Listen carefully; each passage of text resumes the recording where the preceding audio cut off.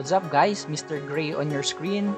Today samahan nyo kaming mamasyal dito sa bayan ng Dingalan.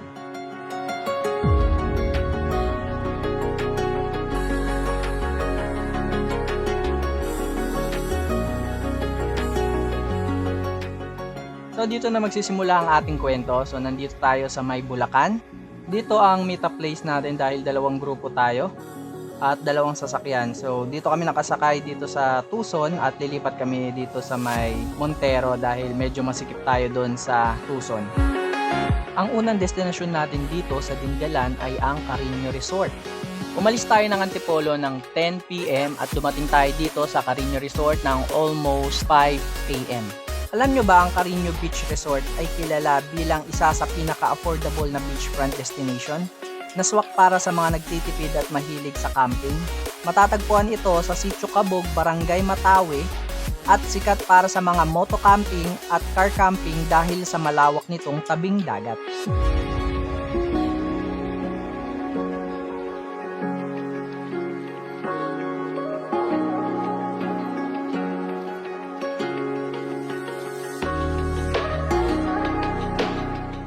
At ngayon nakapagpahinga at nakakain na kaming lahat, lilipat naman kami sa ibang destinasyon.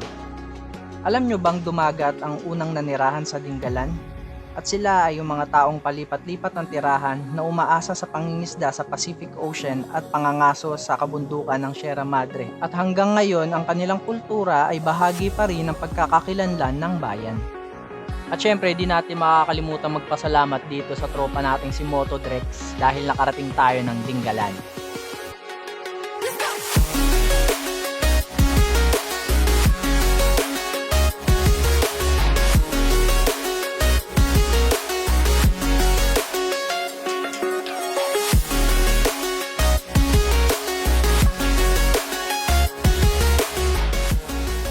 At pagkatapos naming namnamin ang tanawin at langhapin ng sariwang hangin na nagmumula sa dagat Pasipiko, ay muli naming babaybayin ang bundok ng Sierra Madre patungo sa Pacific Deck.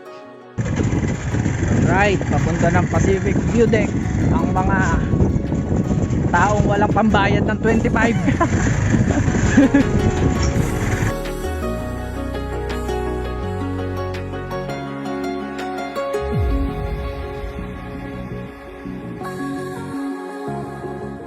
At pagkatapos ng ilang minutong biyahe ng sasakyan, tricycle at paglalakad, ito ang bubungad sa inyo, isang makapigil hiningang tanawin ng Pacific Ocean.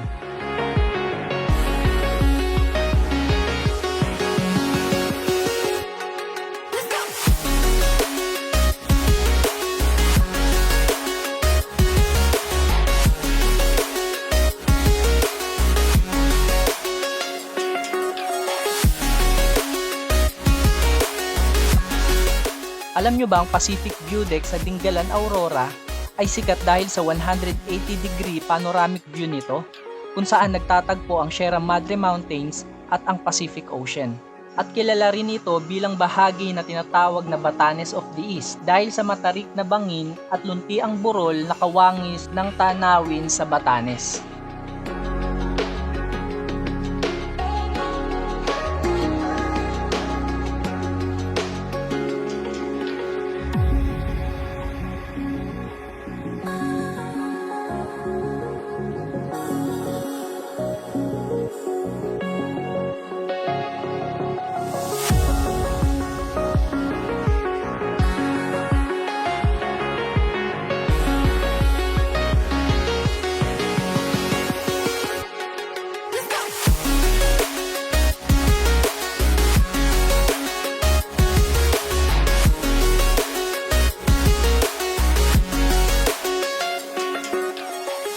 At muli kaming bumiyahe para sulitin ang natitirang ilang oras bago magdilim.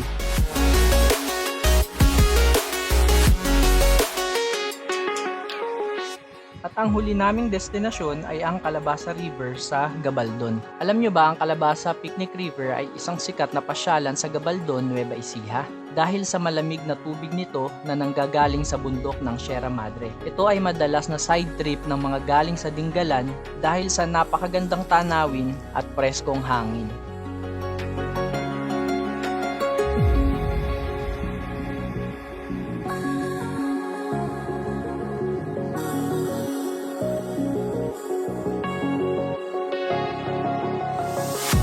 At dito nagtatapos ang one day trip natin dito sa bayan ng Dingalan, Aurora.